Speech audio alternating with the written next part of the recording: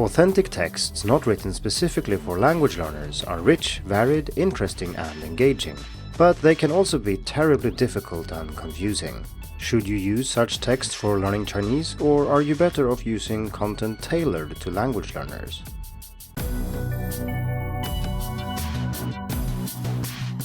Hello and welcome to the Hacking Chinese podcast. In this week's episode, we are going to continue the discussion about what to read in order to improve your Chinese. And we're going to do so by talking about authentic texts, and authentic here means not written for language learning purposes, so not your textbook in other words. And we're also going to look at the opposite, i.e. graded content, so texts that are written specifically for language learners, so that would be your textbook, your graded reader, and so on. These have various pros and cons that we will go through, and then we shall also expand the discussion a bit and see why this distinction is not always very useful. As you can probably hear, I sound a bit different, and that is because I'm a little bit sick when I record this, but I hope that my voice will hold up throughout the episode. Let's start by looking at some pros and cons with using authentic texts for Chinese reading practice. And when we're talking about authentic text in the context of language learning and language teaching, we're usually meaning texts that are not specifically made for teaching the language. So this would be native speakers writing for other native speakers, including things like instructions written on food packaging, song lyrics, chat messages, TV subtitles, or science fiction novels. The opposite of this would be texts that are written specifically for you as a learner, so that would be textbooks, graded readers, things your Chinese teacher writes for you on the board or in an email or something like that, chat messages with a language exchange partner, or basically anything written for second language learners. For those of you listening who are not language teachers, it might be good to know that the debate between authentic content and learner-oriented content is an ongoing one, and one that is very fierce, especially in certain languages. So this is something that language teachers and educators argue about all the time. I'm not here to argue though, I just want to look at some of the pros and cons with using authentic texts for learning Chinese. And let's start with some pros. So one of the major reasons that authentic content is desirable is that that's actually what real Chinese is, and we are studying Chinese, that's what we're learning, that's what we want to be able to read, and so on. And then it makes sense to focus on authentic text instead of some artificial construct that we have created artificially in order to learn. Authenticity is important here for two reasons. First, because of the words, expressions, and grammar and so on that's used in authentic text. That's what we want to learn, so it makes sense to study it. And second, because when we encounter problems with this type of content, we need to use certain strategies to overcome those problems, and those strategies will not be the same if you read texts that are not authentic, because they will present different types of problems. So let's look at a simple example of this, and that would be new words or new characters. If you're studying a textbook or a graded reader, you will not suddenly run into an extremely rare character you've never seen and have no idea how it's pronounced. And you don't have to struggle to look this up, because if it is a rare character that is necessary, it will be in the word list or it will be explained somehow. But you need then to develop strategies to handle these characters, and that kind of strategy, such as using the right dictionaries, being able to look up rare characters and so on, that's simply something you will never practice if you stay away from authentic texts. The second advantage with authentic content is that it has the potential to have very high quality. And this is not very strange. There's a lot of text written, and most people when they write, they have a goal in mind. Maybe it is to write something that is interesting in a certain situation or for a certain group, or it's meant to be funny, engaging, or something else. But when we write texts for second language learners, we have several other goals that have to compete with these goals. And of course, there are many, many fewer people who write these kinds of texts. So if you want really high quality content, you are probably not going to find it in your textbook. The third advantage is abundance, and there's so much written all the time, and now with the internet, everything or almost everything is available online, often for free. And this means you can find texts about anything. Even if you have a very niche hobby or an interest, you can probably find texts about it in Chinese, as long as you are not restricted to text written specifically for language learners, of course. Advantage number 4 continues in the same vein, and that is if you want to read up-to-date text about current topics, then you will not find much written specifically for language learners, but you have to turn to authentic content instead. The fifth and final advantage that I want to bring up here is variation, and that it should come as no surprise considering how many people write and for how many different purposes. There's an enormous variety available in terms of styles, in terms of genres, and so on. And since most people write about real-world events, you can often find many texts written about the same thing, enable you to practice narrow reading, i.e. where you look at a specific topic, you maybe read 5-10 different texts about the same thing.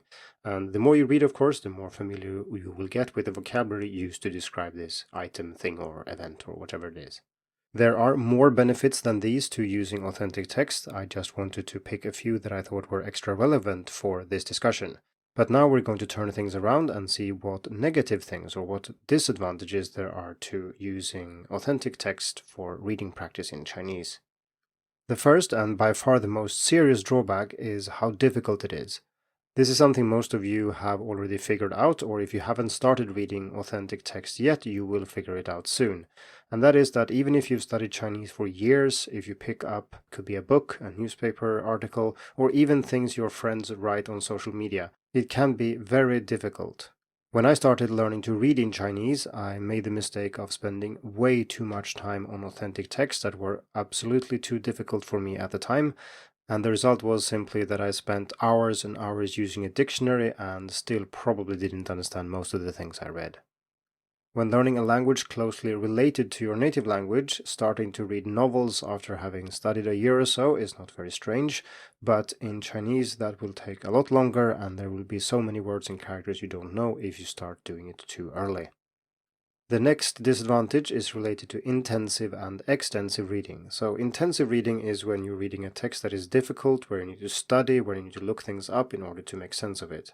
And this is basically what most of you will do in class with your teachers and so on. Extensive reading is when you read with a very high level of comprehension and your goal is to cover a lot of text and gradually learn by osmosis, as it were, without necessarily studying that much. And extensive reading is extremely important, but if you deal with authentic text, that is not what you will be doing, unless you're already very, very advanced. The third and final disadvantage that I will bring up here is that authentic doesn't necessarily mean useful. And like I said earlier, authentic sounds very good, it's a positive word, but that doesn't mean that it's good for language learning. It doesn't mean that a text that is authentic is suitable. A good example of this is high-frequency words and grammar patterns. So just because a native speaker uses something, it doesn't mean that it is the most common way of saying that. And as a beginner or an intermediate learner, it is extremely important to focus on high-frequency language first. And that's simply because if you focus on high-frequency language, the likelihood that what you learn will help you understand the next text is rather high, whereas if you learn rare or not just very commonly used expressions and words, you might not see them for a very long time, and it simply doesn't boost your reading ability much at all. Personally, I've never understood the camp that claims that authentic text is the only way to go, and for me, comprehensibility is always more important than authenticity. That doesn't mean that I will never use authentic content, obviously. It just means that I don't think that at intermediate or even advanced levels that you should mostly use authentic content. Sure, if you reach a level where you can read authentic text, such as newspapers or novels or things like that, without having to look up words every single sentence, then fine, of course you can do that. But I bet that less than 1% of the people who listen to this podcast are in such a position, and I think that most people who take courses or who struggle with choosing reading material are not in this position at all. It is worth noting, however, that approaching authentic content has become a lot easier now that we have the internet and digital tools, and David Moser wrote an excellent guest post about this a few years ago called The New Paperless Revolution in Chinese Reading, and I've put a link in the description. Let's continue the discussion, but let's move beyond the authentic versus learner-oriented divide and look at some other factors that influence how good a text is for you to practice Chinese reading. So one thing that is important is the purpose for which the text was written. I mentioned this earlier when I said that people who write content for second language learners have several goals in mind. Their goal is not simply to write something that is, say, funny or engaging. It's meant to be funny and comprehensible, or it's meant to be engaging and stick to HSK 3 words, or something like that. And that means that there is an extra goal that restrains the way they write, and it also means that the language will be less natural.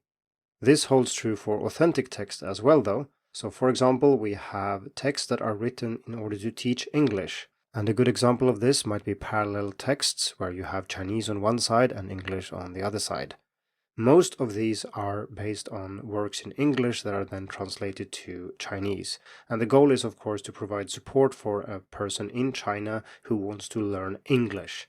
So they have the original English, that's what they're focusing on.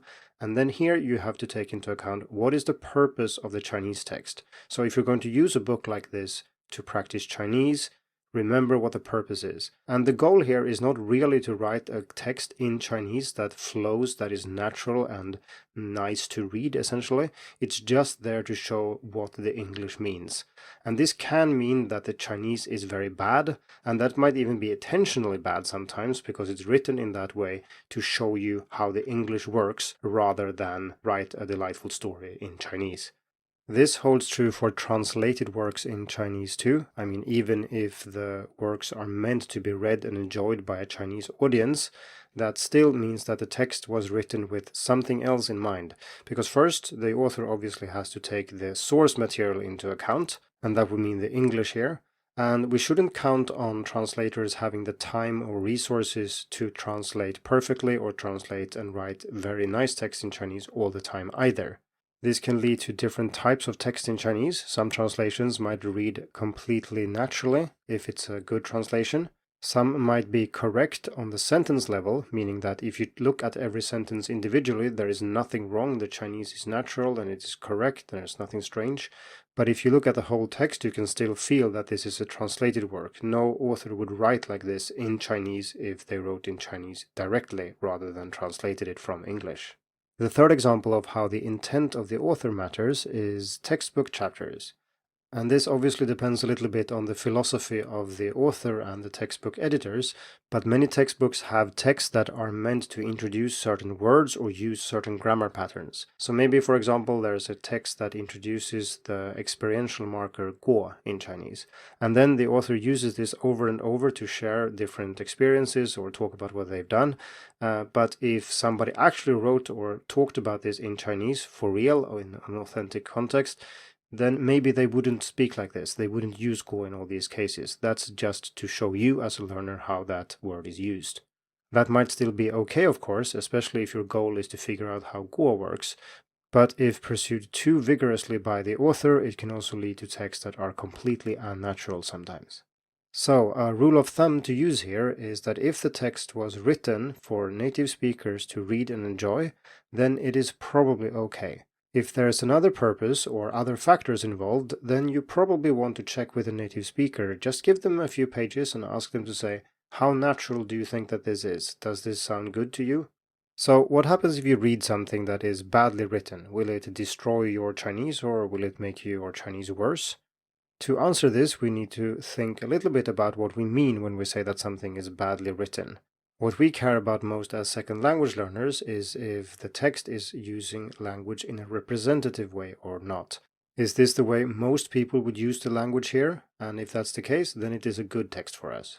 It should also be mentioned, of course, that native speakers differ in what they think is correct and what they think is well written, but that there is, of course, a fairly strong consensus in most cases, even if it's not hard to find specific cases where native speakers definitely don't agree. Part of the reason for this is also that China is very big and there are many different topolects and accents that play a role here.